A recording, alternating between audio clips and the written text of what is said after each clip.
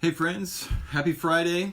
Scott Barber here. Great to see you all. I should say great to be seen by you all out there. How do you make sense of suffering?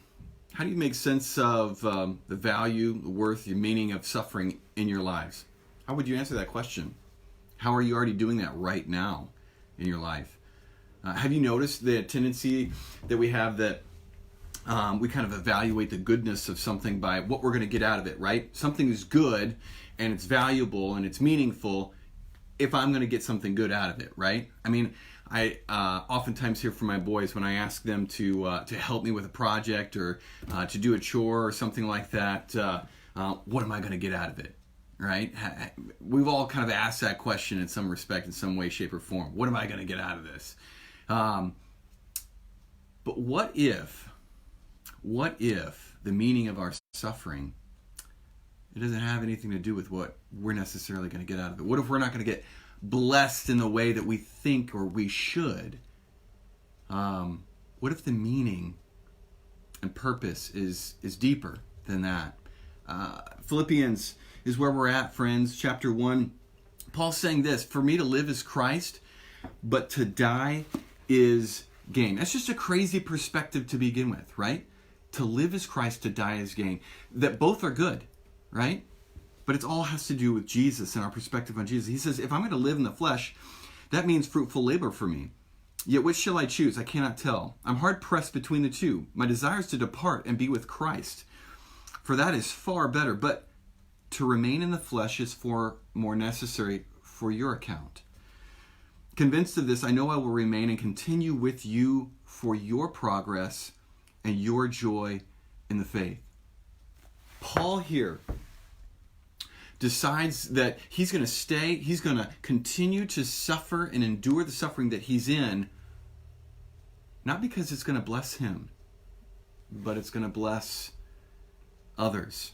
It's going to bless the Philippians. It's going to bless the other believers. It blessed us. His perseverance in suffering and in faith.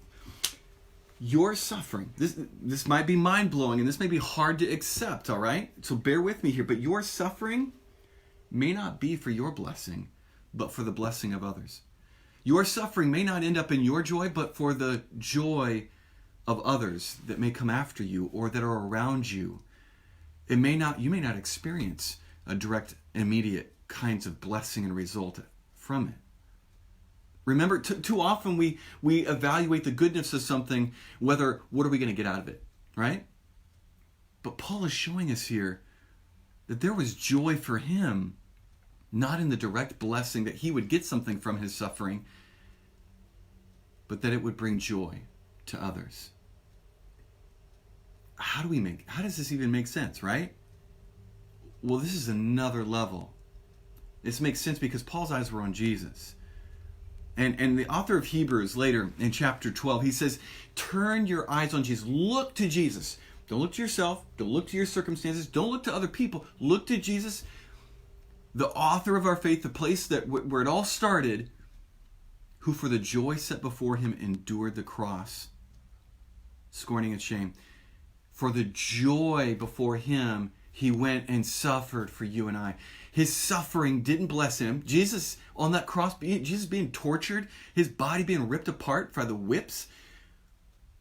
Jesus on the cross being forsaken, not just hanging there suffering on the cross, but being forsaken by God, being completely rejected, having all evil on himself. That was joy, because it would bless you and me. The meaning of his suffering was for our joy. His joy was not his blessing, was not his benefit, it was our joy. What if your suffering is to bless others and to benefit others? What if it doesn't benefit you? What if it doesn't bless you? What if your life doesn't get better afterwards? When we look to Jesus, we can have joy like he had, because we don't need that.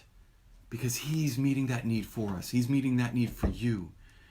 We can go beyond surviving and living for ourselves. And the meaning and purpose of this life is about what it gets us. We can only go beyond that when we encounter God.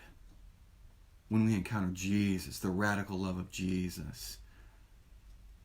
So friends, my hope, my prayer is that you and I can have that kind of resilience that Paul had, that resilience that we don't need this suffering that we go through and the hardship to bless us and to benefit us. That we're not necessarily looking for that, but that we're looking to Christ and receiving his love and his joy he gave us, that we can bless others.